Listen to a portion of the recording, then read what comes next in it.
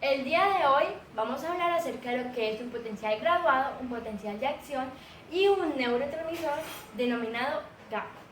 Tenemos que el potencial graduado se origina en el cuerpo o zona neuronal. Este potencial graduado puede que despolarice o hiperpolarice aún más la membrana de la neurona. Entonces, tenemos que ese potencial graduado puede que despolarice a la membrana. Cuando esta despolarización alcanza el umbral es donde se produce el potencial de acción. Este potencial de acción se origina en el cono axónico que viaja a través del axón hasta llegar a los botones terminales. Esos botones terminales se comunican junto con otra neurona. A esa comunicación la denominamos sinapsis. Y esta hay dos, sinapsis química y sinapsis eléctrica. La sinapsis eléctrica consiste en que las dos neuronas se encuentran unidas por uniones comunicantes o gaps, que están conformadas a su vez por lo que son conexones. ¿Listo? Esos conexones, por así decirlo, son canales por donde pasan las moléculas. Luego tenemos lo que son las sinapsis químicas. Entonces tenemos la neurona presináptica y la postsináptica. La presináptica se encarga de tener en ella vesículas que a su vez contienen neurotransmisores. Esos neurotransmisores salen a la neurona sináptica y los recibe la neurona postsináptica. Para que estos neurotransmisores salgan de la membrana de la neurona presináptica necesitan de la acción de los canales de calcio activados por voltaje. Y luego lo que es la neurona postsináptica se encarga de con sus canales recibir a este neurotransmisor.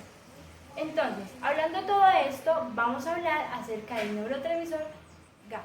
El neurotransmisor GABA o ácido gamma-aminobutírico es un neurotransmisor inhibidor, a lo contrario de su precursor, que es el glutamato, que es una molécula o un neurotransmisor excitador.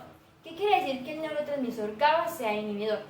Quiere decir que cuando la neurona postsináptica lo recibe, lo que hace es que entren cargas negativas hacia el interior de la célula. Esto haciendo que se hiperpolarice aún más la membrana plasmática de la neurona. El glutamato es el precursor de GABA. Este glutamato a su vez proviene del alfa-acetoglutarato. Tenemos que el glutamato se convierte en GABA por la acción de la descarboxilasa del ácido glutámico. Esta enzima solamente la encontramos en las neuronas.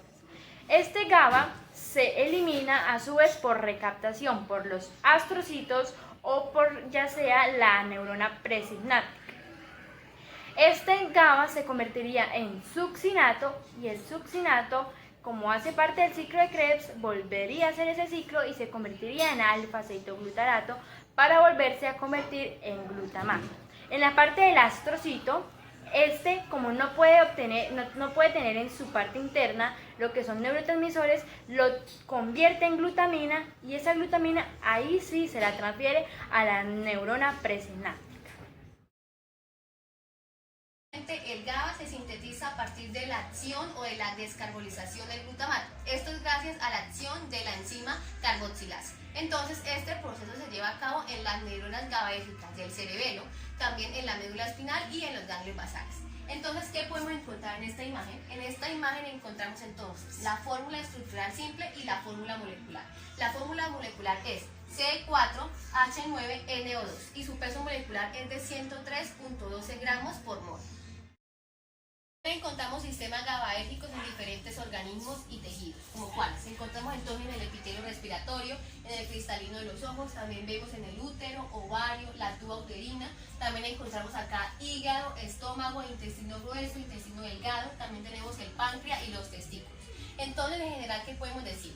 Podemos decir que la neurotransmisión del GABA lo que hace es modular la liberación de insulina, activa el sistema neurosimpático. También está relacionado con el síndrome metabólico y también con la regulación cardiovascular. ¿Y qué es el síndrome metabólico?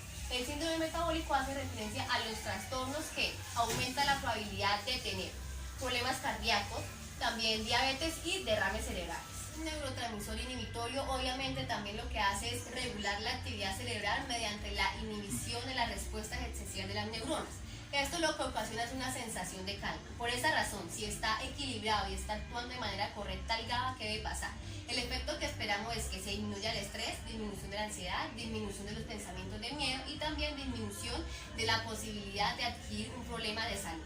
También esta se encarga o ayuda a la proliferación, migración y diferenciación de la célula progenitora, ya sea a neurona o a neuroglía. También tiene que ver con la elongación de la neurita para un proceso adecuado de sinapsis. El neurotransmisor GABA contiene dos tipos de receptores, el receptor GABA-A y el receptor GABA-B.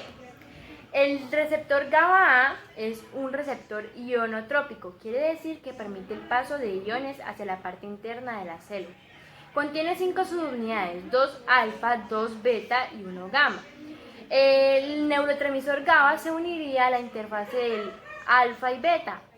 Cuando este se une, permite el paso de los iones de cloro, es decir, que contribuye a la hiperpolarización de la membrana plasmática de la neurona.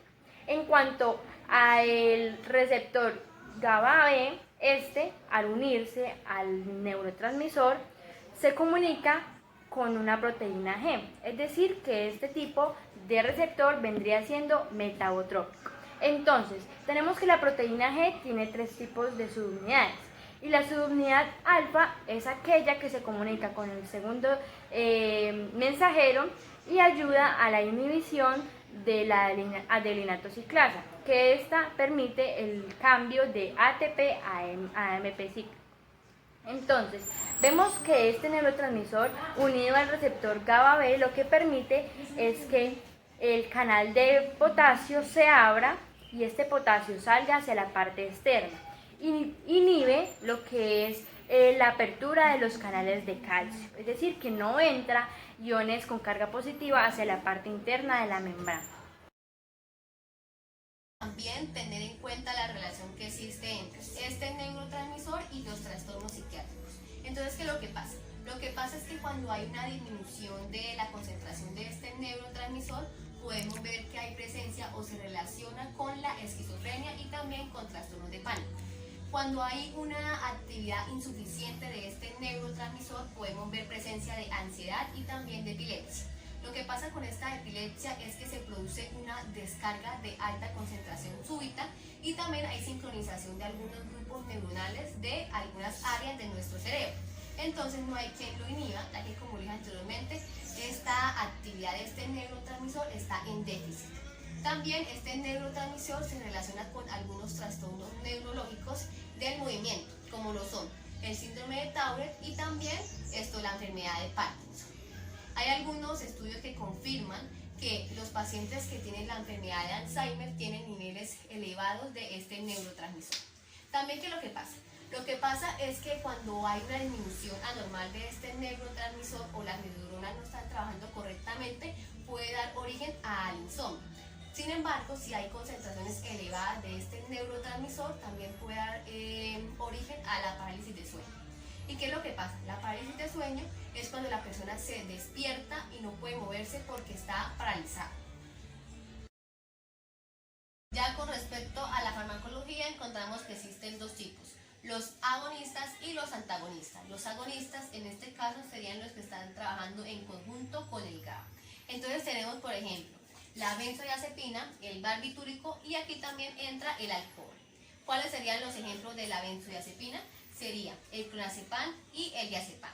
Prácticamente estos fármacos lo que hacen es relajar los músculos y calmar la ansiedad. ¿Cuáles serían los ejemplos del barbitúrico?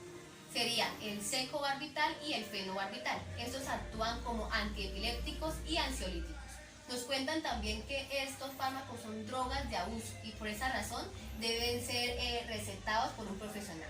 Prácticamente estos fármacos lo que hacen es mantener abiertos los canales de cloro y de esta manera actúan como inhibidores de GABA, es decir, que están hiperpolarizando. También hay que tener en cuenta que el alcohol o el exceso de alcohol, mejor dicho, tiene los mismos efectos que el GABA, es decir, depresión, relajación de músculo, etcétera, ya que está afectando las mismas subunidades de receptores. Y por último, ¿qué encontramos? Por último encontramos Esto, un ejemplo de un fármaco antagonista que sería la bicupolina. Esta prácticamente es un inhibidor competitivo del GABA A, es decir, que no afecta ni GABA C ni el GABA B.